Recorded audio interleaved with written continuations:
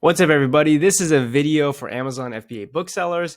It's a way to look at market inefficiencies on Amazon so that you can buy books on Amazon and actually flip them back on Amazon to make some money. And the goal of making this video is just to give you another idea of where you can source books, not just out in the wild, but also directly on Amazon themselves. So what we're going to talk about is how to analyze Keepa charts to look at market inefficiencies. In particular, we're going to look at repricing wars that occur between different sellers. And I have a couple of different Keepa charts up here, a couple of different books that are going to show you exactly what I mean. So this first example I have is of the Beatles Encyclopedia. It's a 2-volume set. And what you can notice is that when you look at the Keepa chart, you see this downward staircase, and that's indicative of a repricing war. So what happens on Amazon is most people who maybe aren't scaled very large, they'll just price their books and come back at a later date and adjust those prices. But people who are big sellers, they tend to have an actual software, a repricer, where they can put in values and say, okay, when I list this book, I want it to be between this value and this value. Like, that's what I want to sell it at. And I always want you to be a little bit more competitive than the person, who I'm competing with. And as a result, this repricer will every certain period of time will decrease its value to try to be as competitive as possible. What that means is sometimes you can have a repricing where we have pieces of software from different sellers basically drive the cost of a book down, and it can get to the point where the value or what they're asking for the book is actually now significantly undervalued. And so here's a great example of that, where two sellers had this repricing war, and you can see that over time the price of these copies went down, where eventually someone probably bought both of these copies for what looks like maybe $57.45. And if you know how to read Keepa charts, you could easily see that this was selling new for $189.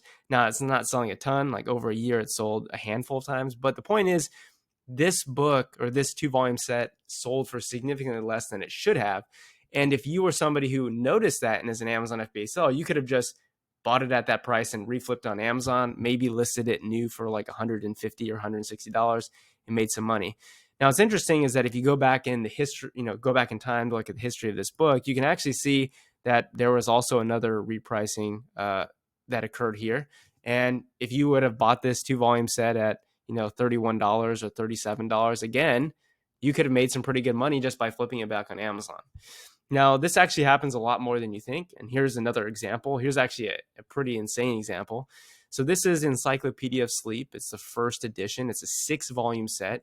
You can see that to buy this new, it's almost $2,000. To buy it used, the buy box is $1,500. But again, if you look at the Keepa chart, you see this very interesting downward staircase movement where you have two sellers repricing against each other. And it eventually got to the point where the person who bought the 6-volume set for $197.61. Now, again, if you look at the Keepa chart, you can see that this has sold multiple times for over $1,000. And even if you look in the past, it hasn't sold a lot, but it has sold sometimes for that amount of money. So the point is, there are these market inefficiencies because of repricing wars that you can take advantage of. And while it might be difficult to, look at any particular product and, or look at all these different listings and try to find these inefficiencies, you can actually just track products on Keepa with their track product feature. And so if, for example, I think this might happen again in the future, like let's say I want to be notified if this book goes below a certain value, I can actually just set a tracker. And so you can see here, I had set a tracker for $360. But now that I know that its price actually went down to this, what was it? $197. Like, let's say I wanted to track this product for $200. I can basically track that for however long I want. And if that ever happens, I can get a notification. I can get that sent to me through email. I can get it sent to me through Telegram Messenger, through an actual web push notification. So, you have the ability to analyze Keepa graphs of any books that you've sold or that you're looking to purchase, and you can get alerts from Keepa themselves.